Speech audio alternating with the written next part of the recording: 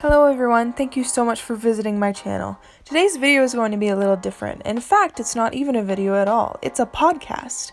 My friend Sherri, whose handle is uniquely she on Instagram and Poshmark, recently started a podcast called Tales from the Thrift, and I had the honor to be her first guest. Her podcast focuses on connecting resellers who can share their tips, tricks, and tales from the thrift. I was so excited to be invited as a guest on Sherri's podcast because I myself have been listening to a lot of podcasts lately, especially when doing chores or photographing my inventory for Poshmark. So continue listening to hear some tales from the thrift while you do your chores, work, or are just kicking back and relaxing. All right, well, we might as well get started. So thank you so much, Lauren, for joining me today on the podcast.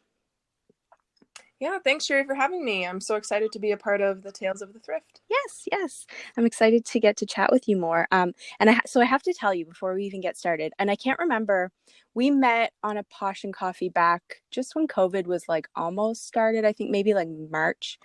And I don't remember if I told you this or not, but I only know what Poshmark is because of you, because I was on my Instagram going down like an Instagram rabbit hole, and I was on the Value Village site, which I follow, and they posted a photo of you with a cart that was like spilling over. And I was like, what in the heck is like, I was so impressed. I was like, holy shit, she found a lot of stuff. And then I clicked on your profile, which was the thrift underscore goddess. So like your kind of like reseller profile. And I started looking at it and I was like, oh, is she buying thrift store clothes to sell? And it was a concept, like I've always loved going to the thrift stores, but I didn't. And then I saw this Poshmark thing and I'd never heard of it. So I clicked on that and I was like, oh my God, what is this? And I was so excited. So then I followed you I started a Poshmark account, followed you, looked at some of your photos, and I was like, okay, I'm going to do this. So I think you inspired me to do it. Oh, that's so amazing to hear. I always get some random DMs from people, like just like asking questions and advice and like saying that I'm an inspiration. And I just love to hear that from people. I love helping people. I love what I do as a job, and it's just great to have other people who look up to me. Yeah, absolutely. And it's funny because it's come full circle. I was telling my boyfriend yesterday, I was like, yeah, I'm doing an interview for the podcast tomorrow. And it's actually, and because I had told him about like, yeah, like, look at this photo. Like, people source at the thrift store and like, saving it from the landfill and getting it out to people, because a lot of people just don't like digging through that stuff, which I love and I'm sure you love. But yeah, I was like, this is like, what an amazing, I don't know, I love it. So I was so excited to find that whole, I like, what a rabbit hole I went down. And then I was like, I found my side hustle because I was just looking for something that, I was passionate about. Yeah. So, and I feel like it used to be such like a taboo concept, like people like thrifting and like reselling and whatnot, but now it's becoming such a bigger thing now that there's more people doing it. Oh, absolutely. And there's just so much clothes to go around. Like, it's just like a never ending supply of people Like getting rid of stuff that other people, it's like one person's trash is another treasure, is like very true. Yes, it is very true. And like I've been hearing things lately about, there's some people in the media who are saying like, oh, like resellers are stealing from the poor. But then there's photos of the donation center of thrift stores and it's just like overflowing. Like it's not even in the building, it's out back, getting ruined by rain. And it's like, there's more than enough to go around. Absolutely. Yeah, no, I don't understand that whole argument. I did see some stuff on that and I don't know. And yeah, I definitely don't agree with that. And to be honest, we have a place here that's fantastic for thrifting. It's called Mission Mart, and 100% of their proceeds go towards homelessness. So every $5 you spend is a meal that you're buying for a mission here in Halifax. And so even if I'm paying up for some items, like I bought some hunter boots there the other day, that I think were $40 maybe. And I was like, I feel really good about that because that's like 8 meals. So even if I sell them for, like, I'll sell them for more than 40, but even if I sold them for 40 or just a little over, I donated, it's like, I don't know. So yes. Yeah. It's like, just giving back. Exactly. Yeah. Um, Hmm. so how did you get started with reselling? Because it's your full time, like this is what you do full time, right? Yes, it is my full-time job. I started full-time kind of after, like, Poshmark came in May of last year, and like I was there opening day, like in Canada, because it's been in the US for I think eight years now, Okay. maybe Yeah. 9. Yeah, and I've always just loved thrifting, obviously, and I did do some reselling on like Facebook Marketplace, and there's an app called Let Go. I did that when I was in London at school because it was more popular there. Mm-hmm. Like there's more people on the app, but I've tried it like where I live now, and it's just like not going as well. So Poshmark is my main platform, Okay. and I do some eBay sales. So yeah, I've been thrifting since like I was a child. Like my mom was the original thrifter. She got me into it. That's awesome. Absolutely loved it. Like my siblings and I, we would like after church, my mom would be like, "Oh, like we're gonna go to McDonald's and then we're gonna go to Goodwill," and then my siblings were like, "Oh no, like we're just gonna sit in the car," and I'm like, "Yeah, I want to go in and get like 5 things for like $5." I know. Oh, that's Yeah, fantastic. And then, yep. So I love it. and so full time, and you're out of your house, right? Like, do you do everything there? Like, do you have your inventory there? You take your photos, everything? Yeah, so our house is a 2 bedroom, and the 1 bedroom is solely my office. So I have a custom made shelf with all my bins. How many does it fit? Like I think 18 bins or something like that. And Nice. then I actually had a small clothing rack beside it, but it like broke 2 weeks ago, Oh, and because I had too much on it, it was just like one of the flimsy ones. So I actually got a new one, and it's in my car. And I was planning on setting that up yesterday, but I got too busy. mm, So, yeah, so I have a lot of storage in my office, but my main storage area is in my basement. So I have one of those big industrial clothing racks. I think they like retail for $100, but I managed to find one on Facebook Marketplace for $30, which is ooh, nice. amazing. And it's like one of the big industrial ones. It's got 2 levels, like high, low, and oh my gosh, it fits so many clothes. Like I should go and count how many pieces it fits sometimes, because it's just amazing, like the strength of it, and it's just perfect for storage. And then along with that, I have my box shelf, and I have 2 shoe racks, and then I have a bunch of other bins in the basement and my shipping supplies. So I Okay. get half the basement and a room upstairs. Nice. So do you find it still spills out? Like I just put together an office last week. I painted it. I just like rearranged one of our basement bedrooms, but I still have like in the dining room just because it's easy. Like I'm like, well, I'm photographing that tomorrow, so I'm leaving it on the steamer, which is Yeah.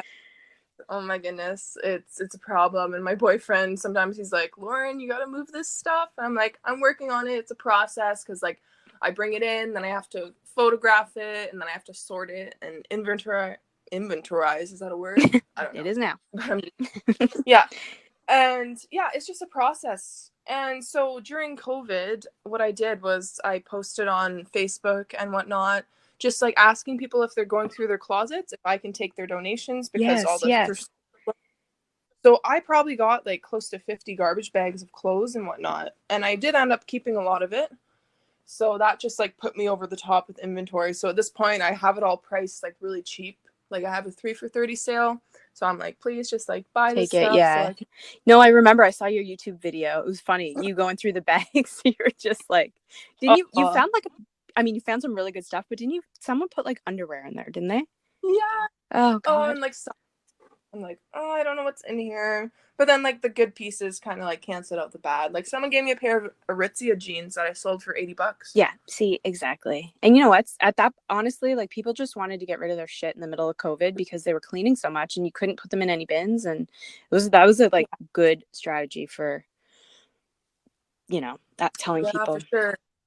Yeah, and then I just leave the clothes in the bag for like 3 or 4 days, just Yep. kind of let them sit. Yep, definitely. Um, so for your sourcing, it sounds like you got creative around COVID. Do you do mostly like thrift stores, consignment? I know you go to the Goodwill bins a lot, don't you? I actually watched your YouTube video the other night, your most recent one with Uh, Alex. And I was really happy to Yeah. see, I really liked that you brought your camera in because we don't have bins in Halifax. So I listened to all these stories and I'm trying to picture like, okay, like what they wheel these bins out and then you just dig through it. So you actually showed, and I could tell it was hard to hold the camera while you were going through because I can imagine you just want to get in there. But you showed I could see the people wheeling the bins out. I could see the bins. I could see you guys sorting through them. And I was like, okay, I know what they're like now because I had no picture in my head. Yeah. Yeah, I'm not really sure like what the rules are in filming at the bins. I've heard some people in the States, because they're more popular there, some people have gotten in trouble for filming just because a lot of the people there are resellers and they don't want to be outed. Like in case one of their customers sees them like buying stuff for super cheap and then selling it. Oh, that So seems, I think that's silly. yeah, it's like whatever. It's like that's what business is Yeah, when you think about it. I All know. businesses. So I just did filming on my phone because my camera's a bit bulky and I didn't want to bring it and I didn't want it to get damaged. So Yeah. I just like hold my phone and then I did a voiceover. Yeah. Yeah, so You all need my a source. whatchamacallit on your head, a GoPro. You can Yeah, strap to like. that's actually my next step. My brother has a GoPro, so I've been asking him about it. I'm like, hey, do you like use your GoPro? Because if not, I want to buy it off you. Yeah. So I just Oh, they're awesome. We have one that we took on a road trip we did from here. We drove from Halifax to Victoria like 5 years ago and we went whitewater rafting and we put it on the helmet. Oh my God, it's funny. oh, Oh, yeah. that's all. Yeah. They're very versatile. So that'd be a good idea, really, for a lot of that type of stuff. Mm-hmm. Yeah, so most of my sourcing is done through thrift stores. Mainly, I do Value Village and Salvation Army. Some Tully's, but I find their prices are kind of iffy sometimes. And Goodwill, obviously, the Goodwill bins is probably my favorite place to source, just because you can get things at $1 an item, which is Yeah, great when that's you're fantastic. for profit. Yeah. And I haven't really done much sourcing online. I know a lot of resellers do dip into retail arbitrage, Mm-hmm. but I think the only thing I bought online to source was I had a Lululemon bundle liked from someone, and then she had another shirt that I liked. So she put them in a bundle and sent me a really good offer. So I got like 5 Lululemon items and another shirt for like $40, I think. Oh, nice. Yeah, I find I'll try to, if I see in someone's closet something that I want for myself and then I see something I can resell, it will kind of balance itself out. So I'll pay for my item with what I'll sell the other item for, which has been working well for me. Yeah. It's just the shipping, like the I know. $13. I know. It's so expensive. That's why, like, anytime I've bought anything on Poshmark, I try to bundle because I'm just like, I don't want to pay. Like, it's too Yeah. bad that it's so much more than the States. They pay like six something and I complain know. about it. Yeah, it used to be 6 something and they raised it up to 7-11. Like everyone was complaining about like an extra 30 cents on their shipping rate. And I'm like, we're over here paying $13. I Like even with the know. exchange it turns out to be like $9 on our end, so ours is still more. I know. I know. Oh my God. So do you have certain brands that you look for, or certain like a certain price point, or are you kind of just looking like when you're sourcing, are you looking for, you are obviously checking comps. I saw that in your Mhm. YouTube video, but are you looking for specific things or just stuff you know is going to sell or just stuff that you like? Yeah, so I like to keep an open mind when I go sourcing because it's kind of like you never know what you're gonna find. Like you might walk out with 2 things, or you might walk out with 100 things. Yep. So I kind of have a routine whenever I go to the thrift stores. So what I would used to do is I would always check the shoes and purses first, and then I'd go to Home Goods just because I like to have the heavier stuff on the bottom of my cart. No, So that's a like good if I idea. have clothes underneath, yeah. But the change rooms aren't open right now, so it's like I don't really need to try stuff on. And usually when I'm sourcing, I do try on stuff that I'm buying just because it's easier to find flaws that way and stains. Yeah, that's a good point. Yep. So, but now what I do is because it's my bestseller, I head straight to the activewear section and scope out all the Lululemon pieces that I can find that are in a good price range Yeah, for me to resell. that's exactly what I do. Yeah. Yeah. And so, yeah, Lululemon is probably my best-selling brand. After that, I'd say Aritzia, Birkenstocks, Vans do really well for me. And Yeah, just like bread and butter stuff like that. And then if it's at the bins, I'm not really caring about the brand. I just care about like if it's cute and in good condition, if I can get like at least $10 profit for it. Yeah. Speaking of Birks, before I forget to ask you this, I saw that you got a pair from your recent bins trip, or you got a couple, I think. Mhm. I'm curious because you said you were going to clean them up with, I can't remember what you said, but like, what are your tips for cleaning Birks? This is kind of random, just question for myself, but I'm sure someone Yeah. else would appreciate hearing. But I have 3 pairs that I got last week, and a couple of them are in good shape, but one of them I got them anyway, but I really need to. I don't know what to use. Yeah, so a while ago, I saw someone posted a concoction for cleaning Birks, and what you do is you mix, I don't remember the measurement, so it's probably on Google, but Yep. you mix water with dish soap, I think Dawn dish soap, and baking soda, Oh, and then you okay. mix those together, and then it becomes like a paste. So you put that on the shoe, and then you take an old toothbrush and you just scrub it into the footbed, and then I think let it sit for a couple hours, and then you wash it off, and it just like helps clean up the footbed. Oh, okay. That's amazing. Okay, good advice, because I find even Birks in good condition just get that well, they get the foot imprint because they contour to Yeah. your feet, and I love Birkenstocks, but Mhm. they can really look rough. Yeah, it's like as soon as you try them on, it's like your foot imprint is there. I know, but oh my god, do they ever sell well? Yeah, even in like bad condition, like I've picked up quite a few pairs at the bins, and I think like I sold a pretty gross pair for like $40, I think. So I'm like thinking about it, I'm like, maybe it was like a foot fetish person. I hope not. But, Well, I saw no. someone recently posted on, it was one of the Canadian girls too on my Instagram. Someone kept asking her to try on the shoes. I don't know, did you see that? She had a bunch of Like, messages under all of her shoes. I think it was shoes. She had a couple pairs of like flats or something, and the same person was commenting, "Could you add a picture where you're trying them on?" And it was man. It was like just a creep. She's like, "No, oh no. block." I was like, "Oh God, Yeah. so happy that's never happened to me." God. Yeah, Weird yeah, people. I know. And I saw you. Did you end up authenticating that Louis Vuitton scarf? I saw you found a possibly. No, I haven't got around to that yet. It's just hanging in my office. I might try posting it on the Authentication Divas site. Like, there's no tags on it, but the material feels like really like it could be high end. So I'm not really sure. Okay. What's the site? Authentication Divas? It's a Facebook page, Oh, and you okay. can post like bags, clothes, and I don't know if they're probably like qualified or they're just like really experienced in authenticating. Okay. Yeah. I wasn't sure. I kind of got burned a little, and it's a story that I'm going to tell on one of my like mini podcast episodes, so I won't get really into it, but um, Mhm. I found some Longchamp bags, and I really like hemmed and hawed over whether I should get them authenticated, but I just know enough about, that's literally the only designer brand that I know about because I have some Longchamp bags, but I was Mhm. certain that they were real. And then the girl who bought them said they were fake, and I'm like, oh God. And she was trying to outline like, this is fake, and I'm thinking, oh, I wonder if she's going to try to send a fake one back, because I know that was a real one. Anyway, I Uh, ended up getting it authenticated just on Authentication First, which it cost like $15 American, but I was like, you know what, this is going to make me feel better about having, I don't know, just about selling it for $200. So yeah. it came back. I got the certificate back. I told her, just send the bag back because you obviously don't want to keep it. It's fine. Like, I'll take it back and I'll sell it. But I think I learned from that I'm going to, any pieces that are more expensive, and just to verify that they're real, I'm going to probably authenticate them just for my own peace of mind. And I feel like you can put them at a higher price point.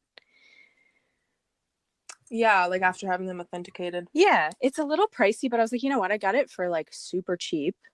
Yeah, And you know what? If I spend $25 Canadian, then whatever. Like, I'll just deal. price it up. Yeah, price it up a little, right? Yeah, add that to the price, because they're a lot. Two of them are discontinued, a style that they don't Oh, make anymore. So I'm like, you know what? wow. It's worth it, just for a case being open, to be able to say, here's the certificate. Yeah, exactly. Yeah, I found quite a few Longchamp bags, and I sold one like a couple weeks ago for $90, I think. Nice. And yeah, they do sell well. I think the main the main ways to tell if it's authentic is there's a little plastic ring that's Yes. around Yep. like side snap. So I always check for that, as well as the zippers and just like the prints and the stitching. Yep. And there's like the leather, the little Longchamp horse that's embossed in the leather. It goes all the way through.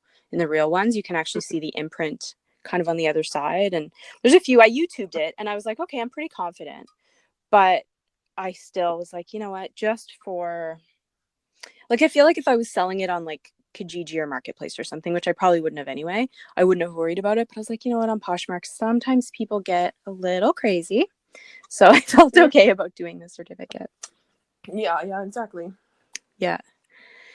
Have you had it, like, what's been your best flip? Like, what's your something that sticks out as like something that you found that you were just like one of those like start the car moments where you're looking around like, oh my God, I gotta get out of here. This is the best. So I don't know like what it is with me, but when I find something that's like really high end or like a good flip, I take forever to post. I don't know if it's just like I'm scared, like I don't know if I'm gonna post it like at the right amount. So I think my first best flip was a pair of Gucci loafers. So I found these at Ooh, Talese. nice. And I always hit the shoe section first at Talese. And I walk over and I see the CG logo and I'm like, what? So I walk over and I inspect them and I'm like, why are these not in the showcase and why are these only $20? So I was sending pictures to my one friend who's like a shoe guru, and he's like, yeah, those are legit. And I'm like, okay. So I bought them, and I think I sat on them for like a couple months because I was like, I don't know, like what to post these at. Like I'm worried like someone's gonna think they're fake, but like I did a lot of research on them, and like they checked all the marks. Yep. So then I think they retail for $13.50. Ooh. So I posted them at 500, Mm-hmm. and like not even half an hour later, a girl puts them in her bundle and offers $3.50. And I'm Nice. like, yes. So accepted that. And she got them, everything was okay. She loved them. I was like, yes. Oh, that's So awesome. then yeah, I was really happy, and I was surprised because like normally Talese puts like fake Coach bags in their showcase for like $70. Maybe someone didn't recognize the logo. Yeah, that's what I'm figuring. They were so beautiful. I feel like those And higher end designer pieces, like Coach, people recognize. Like, mhm. I don't know, there's just some, but like there's some, like Chanel probably would get missed by some of those stores. Like, you know what I mean? The really high end, like Gucci. Yeah, and speaking of Chanel, that was my other piece that I found. So I found this collaboration Chanel sweater that they did with Colette. So the sweater said Chanel times Colette, and then it had like a heart design on it, and like I was like, what is this? And Ooh, like I felt the material, it was like the softest thing I've ever seen. Like it was a sweatshirt, but it was just like really nice material. So then I looked into it, and it was a collab that they had back in 2016, and it was discontinued. So I think I waited a couple months to post that too, because I was just like, I don't know what price point to put this at. I don't want to put it too high or too low. And like I'm sometimes wondering because like these things sell so fast, so I'm like, did I put it too low? I don't know. But I think I priced it, I don't even remember, like maybe in the 400 or 500s. ooh, And this girl, oddly enough, named Colette, because it was like that's what amazing. said Colette on it. She put it in her bundle and offered 350. I think we countered back and forth. Like she had like two something, and then I put like 380, and then we met at 350. So she bought that. Nice. That's awesome. No, it's funny listening to you say that. I'm the same way. Like it took me a little bit to post those Longchamp bags. And I think just because I'm not a luxury guru, I don't know a lot about it. And I'm kind of just like, oh, I know these are good, but I put it off. Yeah, I'll list like my Roots hoodies first or whatever. You know what I mean? yeah. I think I have a smaller Longchamp bag that I still haven't listed because I think it has some damage on the corners, even though the one I just sold for $90 had They damage. all do So I was thinking, on the bottom corners. yeah, on the Yeah. corners. I'm Yeah, I I'm was like, like I could super send it. good with mine and I've had it for about a year. I mean, I'm not like super I put it on the floor and stuff, but the bottom corners Yeah. always scuff. Yeah, so I'm like, I could send it to them and get it repaired, but like that's a lot of work. I don't really have time for that. Nah, someone will But buy it. yes, Yeah. yeah, people always. Yeah, absolutely. I have actually I really have to, I think I'm gonna get them authenticated. Tell me what you think of this. I bought from that Mission Mart place that I was talking about that gives their proceeds. Yeah. I always check. They have an online site right now, mostly for COVID for people, and they have in store, but they pull a lot of pieces. Like they'll pull Lululemon and like higher end pieces on their online. So you can just I'll check it before I go to bed to see if there's new stuff uploaded, and I always check the shoes. And they posted Yeezys last week. Mm-hmm. And I literally know I love sneakers, but I'm not like I know like Air Force Ones and some Jordans, and like I kind of like that type of shoe. But Yeezys, like I don't know at all, other than they're like super expensive. They go for super expensive, especially the discontinued. So I saw them and I was panicked, and I put them in my cart right away. And I was like, okay, wait 1 second. There's probably a lot of fake Yeezys. But then they put one picture on this website, so you can't tell, and there's no returns at this store. But I'm like, do you really want to return something that's going completely to donation? Like, no, I'd feel bad, right? But I ended up buying them for $80. And then the next day I was like, oh, did I just buy a fake pair of Yeezys for $80? But I got them. I looked at a whole bunch of YouTube videos, and it shows like stitching. If you take the insole out, it'll have the same fabric as the upper part. It shows like the threading of the laces, real versus fake. Like there's all these little things, and it's all they look real, but then there's real ones that look really real. So I think I'm gonna get them authenticated, just so I know, because I really don't know much about them. But they're going on that's funny. eBay for $1,200. What? Like the ones you found? Yeah, they're like the Yeezy Boost Moon. I don't know. I have it written down somewhere because I found the exact ones, but I couldn't find them on Poshmark. And I was like, okay, maybe this is a fake style because I can't find this color. But I found them on eBay for $1,200, and I was like, Jesus Christ! Oh my gosh. I don't have an eBay That's account, and I'll probably just try to sell them on Poshmark. But I was like, I still feel like I'm gonna authenticate them. Yeah, it always helps. Yeah, because I can look. I'm just not as comfortable with like looking just with that sneaker because I know there's a lot of fakes. So, but I have them, like you said, they're sitting in my kitchen, and I'm like, I really have to do something with those Yeezys. Yeah, that's actually funny that you mentioned Yeezys, because I was thinking about one of my other high-end flips, but I was like, I don't know how long we're going to talk about this. But so Yeezys were another pair that I found. So I found them at a Value Village, and like unfortunately they knew what these shoes were. They weren't in their showcase though, but they had them at $60. Okay. So I'm like, I walked around with them in my cart for a while. I was like, did some research. They look good. And I was like thinking about it. So I was like, you know what? I'm just going to buy them. And I got 20% off too. So it gave a bit of a discount.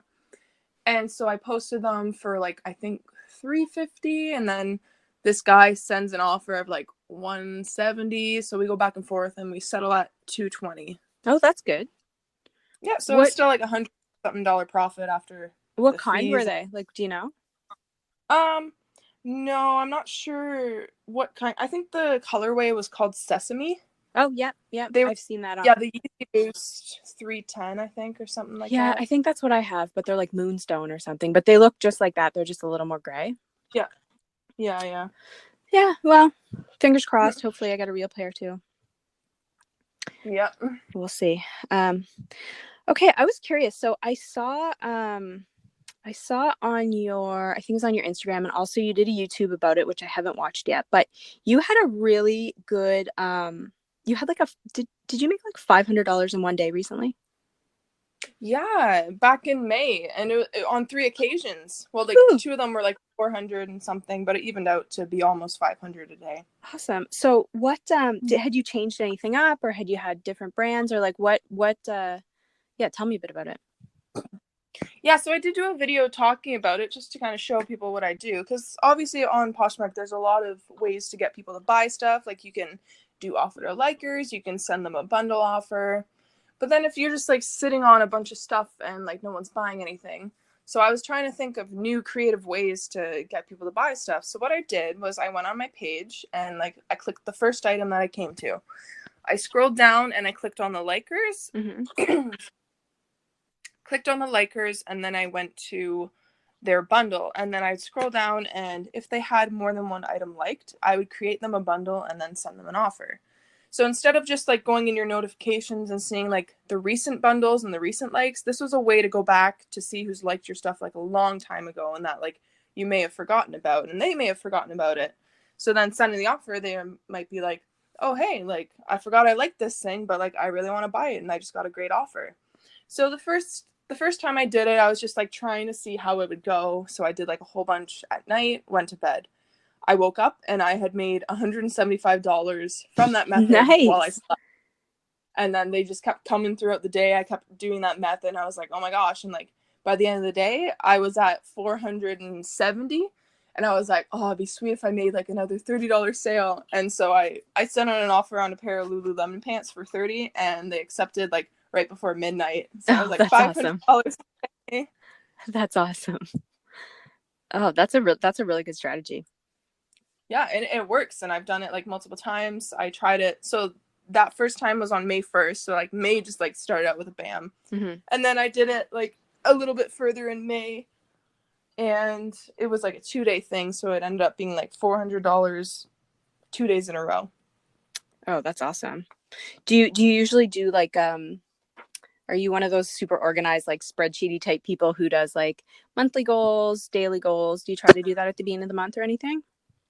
Yeah, so right now my daily goal is to hit at least $100 a day. So I'm looking to make $600 to $700 a week. And like sometimes I do more, sometimes I do less. And like that's okay because like it's really unpredictable with reselling. Like you don't know like when the slow seasons are gonna be. Like I know July was a really slow month because like there was this thing called No Buy July, and I'm like, why is everyone doing this to us?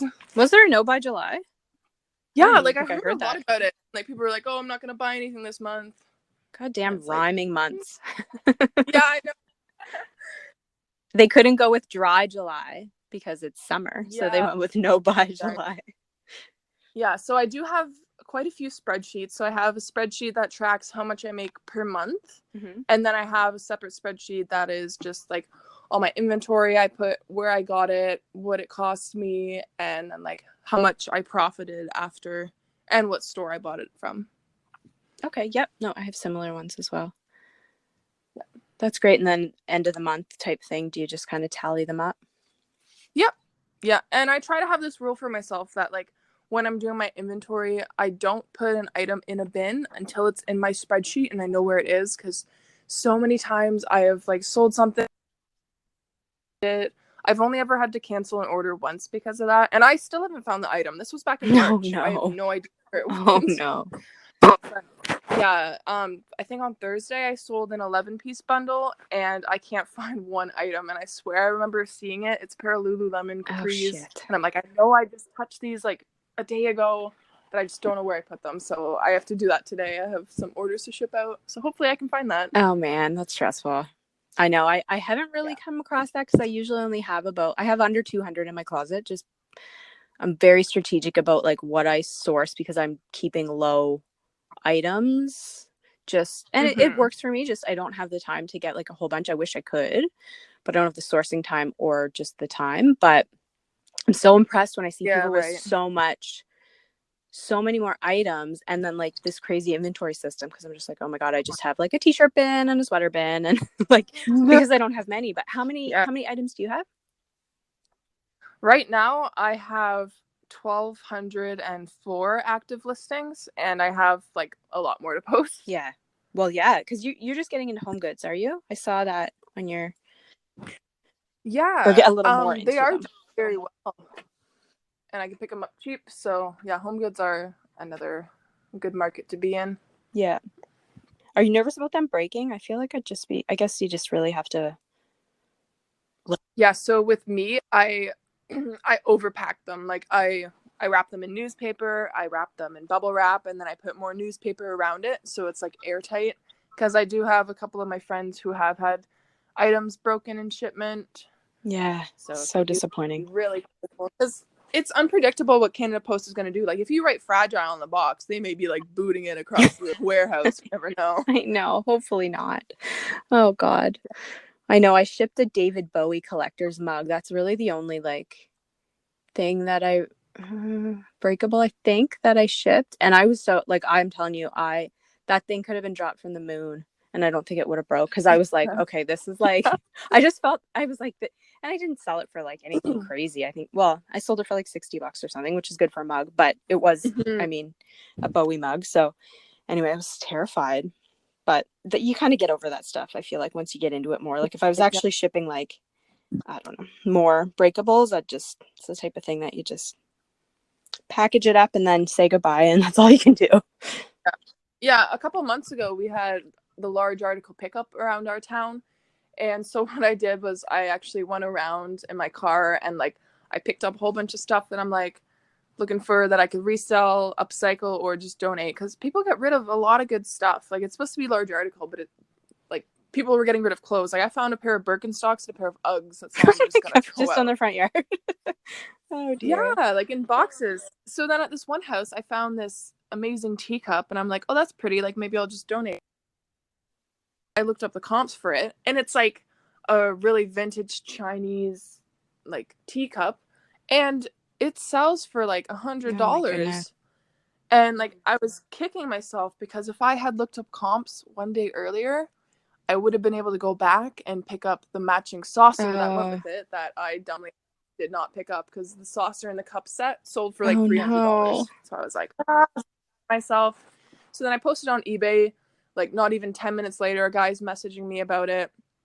I had it listed at 100 and he offered 60, and he said my offer is because there's no saucer, and I'm like, oh no.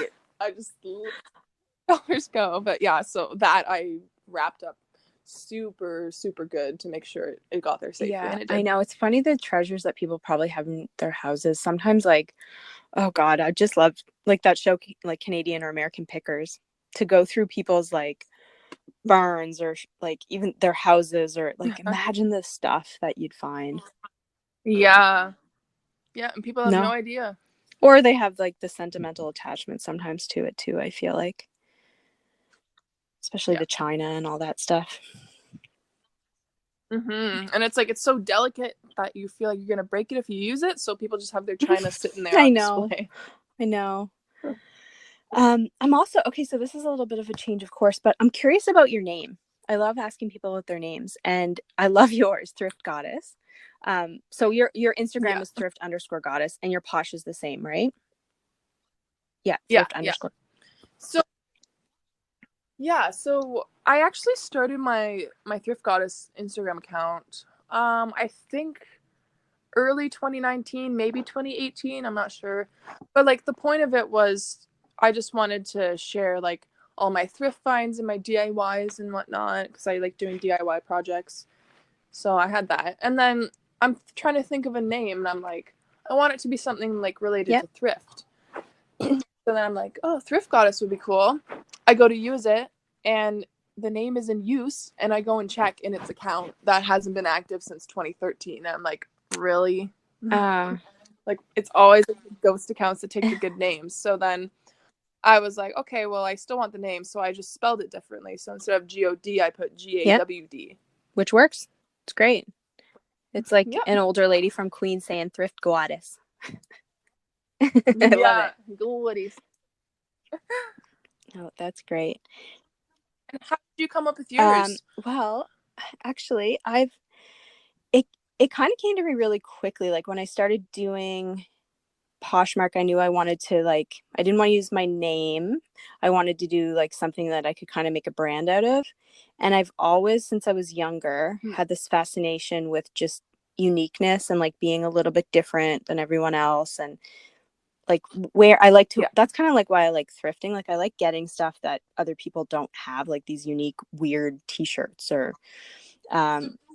so is that short for so Sherri? uniquely, well, I was like, okay, I want something with unique, and I have unique tattooed on my wrist from like God forever ago, but I still love it. It's one of those tattoos that I don't regret. It's tattooed in Thai. I got it in Thailand, but so uniquely. And then she like, I kind of wanted to put a spin on like female, like a bit, make it a bit like feminine, but then also short for Sherri. So I kind of was just, I was looking at like thinking of names, and honestly probably like 15 minutes into trying to think of one, I was like, uniquely she. I just was like, done. Yeah, it's next. Beautiful. And then it took me a bit to come up with like a logo. I had I have a graffiti, like I took a photo of a graffiti wall when I was in Minneapolis last year.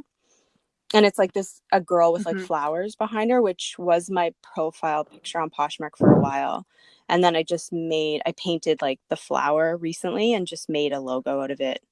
So I changed that up probably within the last 3 months. It just took me a while to do the logo, but I love your logo. You do those, don't you? The little like kind of, The yeah, drawings, they're yeah. fantastic. Yeah, because yeah, a lot of people have been doing them lately on Instagram, and I'm like, that's really cool. And then I was gonna pay someone to do one. But then I'm like, I think that would be like really fun to learn how to do Mm-hmm. myself. So then I found an app that I could do it on, and then I did my first one, and it turned out okay. And I was like, wow, that's actually really cool. And then I started doing more of them, and then I got better, and then I started doing them for commission Yeah, that's too. a great idea. And your Yeah, little YouTube they're time, intro is but adorable too, like with the little shopping cart. yeah, that took me 5 hours to make. I I was did it gonna by say, did you get myself. someone to do it or did you do it? Because I feel like that would be very tricky. Like it's really cute. I love it. Yeah. So I used an app called Superimpose, which is kind of like a Photoshop for your iPhone. And I used screen recording, and I used Instagram story to be able Okay. to like screen and drag it and all that. Yeah. It took a while, but made it, and Yeah, it looks it good. looks fantastic. Thanks. And so you like how do you do YouTube a lot? I know you have a lot of videos on there, and you have like 450 followers, which is amazing. Subscribers or whatever you say on YouTube. Um, how do you balance all that?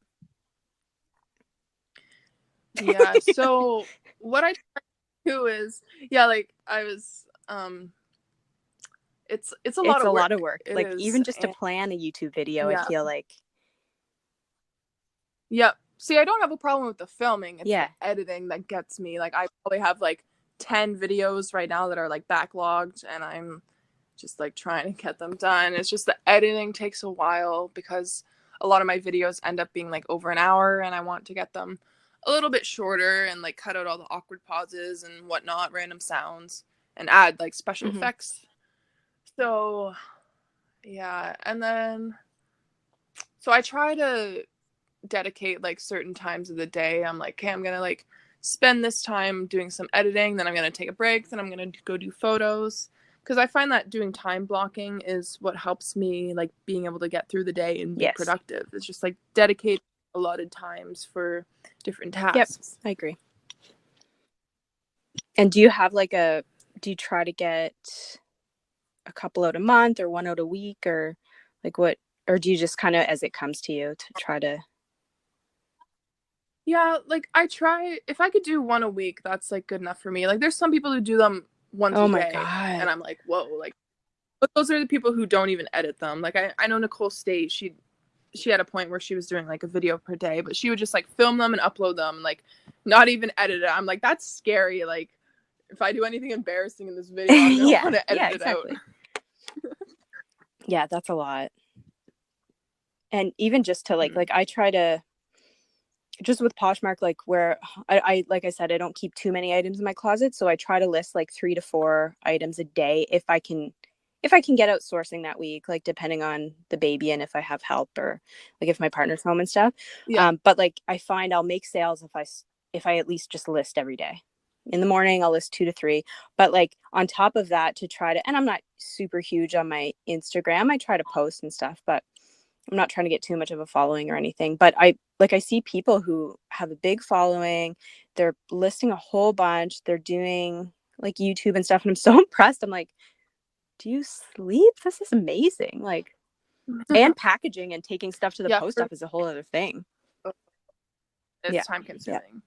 Yeah, for me, like what I used to like, I love sleeping in. Like I'm not really a morning person, so I used to sleep until like 9:30, 10 in the morning, and then like I'd go through the day, and then I'd feel like I didn't have enough time. Like my boyfriend would get home, and then we'd like have dinner and watch a movie, and I'm like, Yeah. where did the day go? Like I didn't get done today. So like what I've started doing, I've started getting up at like 7:30, just so I have those few more hours in the morning to like get everything done that I need to in the day, and it's been so much better. Like I was like, I don't know if I'm gonna like this. Like, I'm not a morning person, but then I just get up and I do it because like my boyfriend gets up for work at like 6, 7, so I usually just wake up with him now. No, it makes a difference. I find if you can start getting into that routine.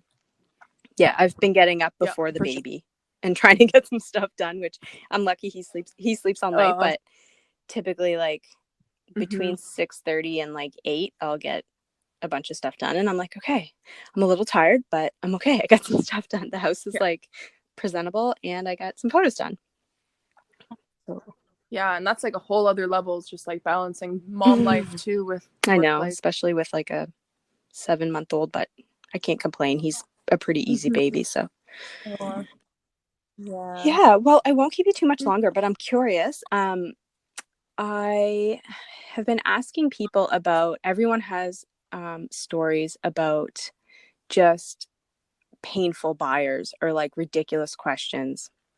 So I'm curious what your, I say Karen of the week, but it can be Karen of the month or like the ultimate Karen that you've dealt with. I'm sure you have a million, but what one stands out? Yes. So when you sent me the outline for the podcast, just kind of what we were going to be talking about, and I saw the Karen of the week, and I just like started laughing immediately because I knew exactly which person I was going to talk about. So this actually happened like, I think 2 weeks ago, like end of July. Yeah, July 28th. So I sold a Lululemon tank top, and like new condition. The lady asked before, she was like, oh, what's the condition? I was like, it's in like new condition. And then she bought it full price.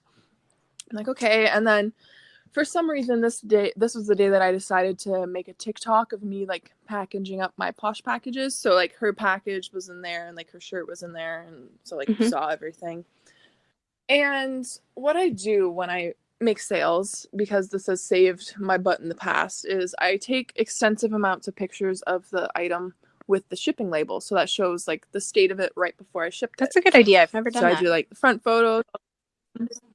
Yeah, it saved me so many times when there's like the people who are like, oh, this arrived with a hole in it, and it's like, actually, I think you did that when you cut the package open because it's a perfect V, and that is made by scissors. Oh God, I actually had that happen. True story. God. And Poshmark sided with me. Yeah. So she gets the top, and she comments on the photo. On the listing, she's like, hey, I got the top, like I love the color and everything, but there appears to be 2 stains on it, like it looks like rust or blood. Ugh. And I'm like, what? And then I said like, oh, like there wasn't anything when I shipped it, so I'm not really sure what that's from. And then sure enough, she opens a case, and she's saying there appears to be 3 small stains. So originally she said 2, and now there's 3. She's like, 3 small stains that look like blood. I have to report this. And so she showed the pictures, and I'm like, there's no way I would have missed that. And the pictures were close up, so I couldn't even tell where on the shirt it was. So I asked her, I was like, could you show photos like on a larger scale of where the stains are, so I can compare it to the photos that I have to prove that they weren't there before? So then she's like, I believe it's blood and do not wish to touch it. I would like a full reimbursement. This is a safety hazard with like a bunch of exclamation marks. No. And then I said, I do thorough checks of my items before, and I was like, please show photos of where the stains the whole are. item. Like she wasn't showing you the whole tank? Yeah, she wasn't showing the whole item. So I was like, that's a little weird. Like she could be showing another shirt. So then she said, there also appears to be blood on the package. It's been placed in a garbage bag and sealed. This is not acceptable and a health hazard. And she shows pictures of the shipping label, and there's like a little bit of like, it looks like blood smeared on the shipping label. So I'm like, I made this TikTok, and I have exactly a photo of what the shipping label looked like before I put it in and took it to the post office. Yep, so I went to my video, and I put screenshots in. I was like, well, that's odd, because here shows photos of what the label looked like moments before I shipped. And then I was like, and Posh team, please note that the buyer has yet to show the photos that I've asked for twice. And then like hours later, and I was like, still waiting on those photos, Andrea. She's like using her name. So then she says, your demands are unsafe and unreasonable. It's dark here. I don't know what that has to do with anything. She didn't want to take a photo it needed to be in natural light to show the state of the blood. Yeah, apparently. And then she's like, it's in a sealed bag. I put my health at risk to take photos of this. Oh, and she was like, I will only do so after speaking with Oh Health my God, Canada. stop I've it. I'm just like, what in the world? And then she's like, I put my health at risk to take photos. I have no desire to come in contact with the clearly blood stains, and this posture is being unrealistic and putting my health at risk.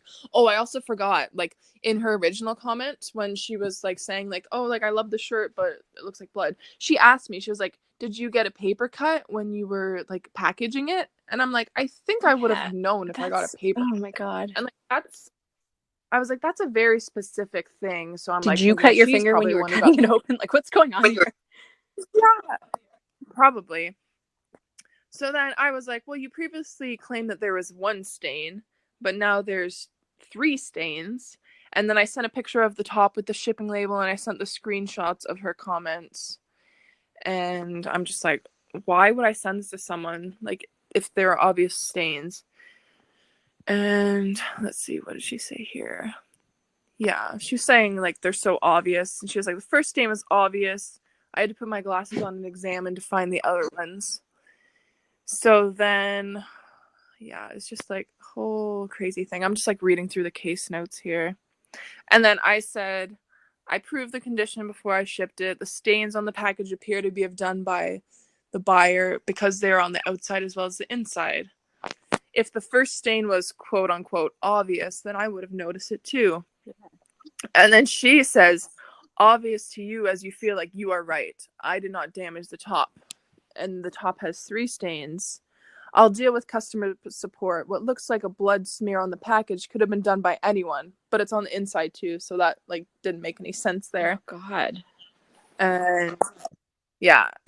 And she's like, my inspection shows 3 stains when it arrived. And like customer support, what can be done? So then I sent 6 photos showing like close-ups of the top because I had them. And then I just pointed out, I'm like, she's very adamant about it being blood. Like, how do you know if it's blood? And I'm like, maybe she's the one who like cut her finger when she opened it. And she's like, the stain on the package could have came from anything, but the ones on the shirt appeared to be blood stains. I'm not trying to scam anyone. I feel like safe. I love the top, and I've been a huge buyer. And then she's like, I've had a 30-year career as a first responder, so I know blood when I see it. And the stains on the top also looked like they were fresh, too. Okay. Yeah, they were more weird. red. So what did Poshmark do? Yeah. So I'm getting to that. I'm just reading through the other notes. So then I suggested, I was like, well, if you love the top, why not just use hydrogen peroxide to get rid of the blood? And then I also noticed what she did was, so the 3 stains was only 2 stains because she took the one photo and she rotated it and it was the same stain. So did you at any point So get I'm an like, actual what? like overall view of the tank top? Like, did she actually take like a from photo? her? Yeah. Yeah, Okay. she sends more. So it is the same top, but I'm just like, oh, what are you doing? So where am I reading here? Yeah. Saying the stains were not on the top when I sent it. And yeah, just whatnot. And then so Poshmark requests more photos from the buyer, and she sent 12 photos already. So I'm like thinking like they probably don't believe her, but we'll see what happens. And then she says, what she said? Oh, the suggestions for cleaning the stains with hydrogen peroxide are ludicrous. I have better things to do. 4 kids on a farm. Like, I don't care about your kids and your farm, Andrea. Like, I care about you lying. Oh my God. So then at the end of that message, she says, I will not spend another ounce of energy on this. Order accepted, bloodstains and all. So I thought like she was just like accepting it and like my funds would be released. I'm like, okay. Then she comes back like the next day in the morning. She's like, Poshmark, please resolve this matter. Oh my God, this is funny. I'm not handling this top or its packaging, whether it appears to be blood. I don't care if this posture is an adult or the Queen of England. The item has blood on it, and I will be filing a complaint. This posture has been demeaning, rude, and immature. Anyone who complains about their purchases and treats them the same way. Read some of her comments on other items. Like, I don't know what she's talking about. Oh my God. More That's so crazies. dramatic. And then she says, I know. And then she says again, she's like, I don't care if she is an ambassador or the Queens of England. wrong is wrong. Someone else's blood is not something I want around me or my children. And then I said I've given all the proof I needed to show that the top wasn't like that when I sent it. And then she said, "You're lying. I did not stain the shirt myself. I will pray for you. Obviously, you are a narcissist millennial. All right, just go away with your negative, condescending attitude." It. I was like, oh. Oh no. You're like, so then at this point, I made a collage photo showing, because she showed the close or the further away photo, so I actually knew where the stain was. So I made a collage showing the stain on the strap on her photo and the stain and the no stain on mine. And then I went to add it, and it was like, "You have reached the maximum amount of comments in this case," so neither of us could comment anymore. I'm like, oh, yeah, because Poshmark so probably then just put that in, like, we got to cut them off. This is getting out of here. They're like, the claws are coming out. So then they ended up refunding her and releasing my funds, so she got to keep the shirt for free. I'm like, wow, you're welcome. Oh my Enjoy. God. I feel like that's one of those situations where, like, sometimes you just got to keep people happy, and there's no winning that. You know what I mean? Yeah. Like, there's just like, no if she winning. Damaged it, I didn't want the shirt. Yeah, I didn't want the shirt back anyways. No. Because I'm like, gross. No. And then so I was thinking, like, I have her blocked obviously, but like last time I went thrifting, I found the same shirt in yellow. So I was like, oh my God, wouldn't it be funny if I went on her page and commented, "Hi, I have another shirt. No, just add it to a bundle. Until you want it in yellow? I'll package it in 3 plastic bags, even though I try to use recycled packaging, just for you. Yeah. Oh my God. Oh man, yeah. So that was my crazy. Do you have any stories? My God. Well, yeah. I had a girl.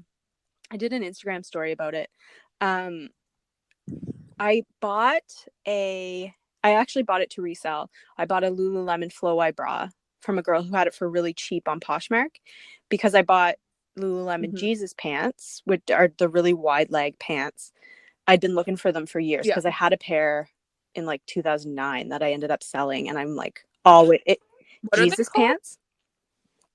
Do they have the drawstring? Nope, they have a big fold down. They would have been perfect while I was pregnant, but they're like, they have a big fold down waist. They can go almost up to like your bra strap, but typically you'll just like fold it down, and then they're just super wide leg.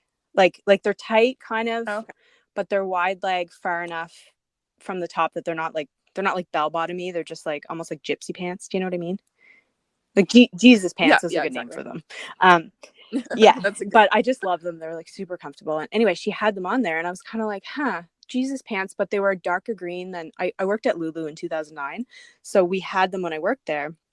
And the flap was like darker green than I remember. So I was like, maybe they're a different pant similar with a different color.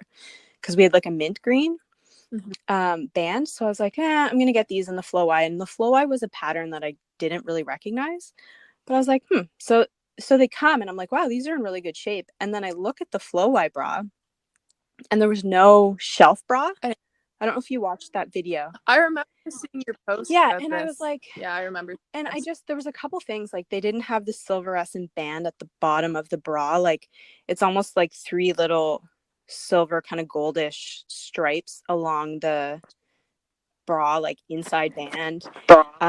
The mesh on the inside felt different. Like I the more I looked at it, I was like, this is a fake bra, but it was super convincing. So, and I feel like I know Lulu very, very well from working there, but I still was like, I don't know every style of Flow-Eye bra. Like they come out with a different one every year. They're all different shapes, but I was like, I'm pretty sure they've always had a pocket for the padding. So I called I called the guest education center in Vancouver, and they'll answer any questions. So the girl I got on the phone, I was like, I didn't say I was reselling. I just kind of said, like, I got this bra and I'm really curious if it's real. I have a feeling it's fake. And she said, yeah, it's absolutely fake. We've never had a Flow-Eye without insert pockets. So I was extremely polite and on the case. And I opened up a case and I said, I'm sorry, but I bought this to resell and I'm just not comfortable with it. It looks very real, because I figured like anyone could make that mistake. Like if you didn't ever have a Lulu bra and you didn't, or even if you did, like it looked very real. So I said, look, I'm really sorry. It's just not an authentic Lulu piece and blah, blah, blah, whatever. And I sent pictures. And then she said, I have nothing to hide. I bought this at the 4th Avenue store in Calgary. I bought it in whatever, and it doesn't, I never advertised it as a flow eye bra, and I never, and I'm like, okay, it is a flow eye. It's meant to look like a flow eye. Anyway, we kind of went back and forth, but I said, I just killed her with kindness. I was like, I'm not trying to cause you any stress. I'm sorry you sound really stressed out about this. This could happen to anyone. I'm quite confident that this is fake. And I called Lululemon and they agreed. I apologize. I don't want to keep it. Like that's, and I think I only paid $10 for it. Like I paid $30 for the pants and the bra. So I was like, I can't keep it. And oh my God, she would comment like, I'm on the phone. Don't you worry. I'm calling the guest education center in Vancouver myself. I'm like, and they should have this on file when I bought it at the store. And I'm like, okay, like sure, call yourself. Like, and finally I just stopped commenting because I was like, oh my God, this lady, I'm sorry. Like, I just don't want the bra. Like, so I did that little video just because I was like, you know what, other people could fall into this easily. And I just outlined the differences. And anyway, she probably added like 10 comments to the case until she said, I'm on hold, they're opening in an hour, or they're just opened or whatever. And then that was it. And then it was like silence. So I was like, okay, well, she got through and they told her it was a fake bra because, and then and then she didn't come back. Then she didn't come back. And then she had it up for sale on Poshmark again. And I was like, well, you know what, whatever. It was a decent enough bra. Yeah. Like someone would wear it and be fine. But I was like, I'm not selling that. It's fake. Yeah. But my God, she went off the rails. Oh my goodness. I can imagine. Yeah. I've had quite a few run-ins with fake Lululemons. And I remember my main one that I found. It was so convincing. But I was in a rush, so like I just saw the logo and I was like, okay, good, buy it, done. And then I got to my sister's house because I was babysitting her kids, and then like when I was done with that, I would go do photos in her studio. So then I was down there photographing, and I'm looking at this jacket, and I'm like, oh, she's a fake, because it didn't have the little logo at the back. It just had it on the zipper and whatnot. Like, it was very convincing because I found two of the same jackets. One was real and one was fake. Okay. So I could compare them. And like the main giveaway was on the tag where it says made in China. China wasn't capitalized. And the stitching was horrible on some spots. That lowercase c in China is a big giveaway. Yeah. Yeah. And I found lots of, so I know what to look for, like when I'm looking for fakes now, but like when it's on Poshmark and you can't really like touch it and like inspect, it's easy to get fooled. And this one, like, honestly, if I would, and I actually like, I turned it inside out, and I was like digging in the seam going, where the hell's the opening for the bra padding? And then I'm like, oh, this is fake. Like, yeah. And then I called my sister, who also used to work at Lulu, and sent her pictures. She's like, nope, fake. And I was like, I know, I don't know why I'm asking other people, but it's one of those things where I'm like, it looks really real. But anyway, that poor girl went, you know what? Her name was Andrea too, I feel like. I really feel like it was. I wonder if it's the same person. Oh, maybe. Yeah, we'll talk about, we won't taint the podcast with that. Oh, wait, no, she's not a seller. Okay. Because I keep checking to see if she's trying to resell the top, but she's not a seller. Okay. Anyway, this poor girl. I always have problems with people named Lori Ann specifically. I've had like two, like one of them, she was just like super mad about this shirt. Like she asked me like 20 questions and then like didn't fit, and it was just a whole hassle. And then this other one, she was like saying I didn't give the right measurements when I literally had a picture. And I'm like, it's right there. I know, it's one of those things you won't please everyone. Like whether it's regular retail in like a store or online, it's like, well, you know what? Like I just try to kill people with kindness for the most part, and I'm just like, you know what? A lot of the time I've accepted a few returns, just being like, if you're not happy, send it back. Like, God help you if you send back the wrong item and you're scamming me, but just send it back. Like, it's fine. I'm not dealing. You got a lot of control. Well, yeah. I'm just like, I'm not dealing with this shit right now. But it is hard. It is hard. Sometimes I just want to be like, listen, lady. But I don't know. Listen, Karen. Yeah. Fuck you, Karen. But I don't say that. That's just what I think. Well, let's end on a positive. Like, what's something good? Like, it doesn't even have to be reseller related, but it can be something good you found recently, something good you sold, or just something good that's happening. Well, lots of good stuff. I'm really happy about the clothing rack I got. I gotta go set that up today, probably. Yeah, I'm just really happy to have like a lot of positive people in the reseller community. We all encourage each other and like make sure we're setting goals and meeting those Yep. goals. No, it is a fantastic community. I agree. Yeah. Yeah, had a really good bundle sale on Thursday. 11 items for Oh, that's 225. fantastic. Yeah. Nice. Well, that's awesome. Well, thanks so much, Yeah. Lauren. Thanks so much for taking time out of your morning. I really appreciate it. Yeah, thanks so much for having Yeah, me. we'll It was have to talk great. again. I feel like I have so many more questions for you, but I don't want to, like you said about your YouTube, I don't want Yeah, all of a sudden we look and it's like an hour and yeah. a half. So, Episode 2. absolutely. We'll have you back. Awesome. Well, Yeah. have a great Friday and a good weekend, and I'll chat with you soon. Okay, Thanks, you bye. too.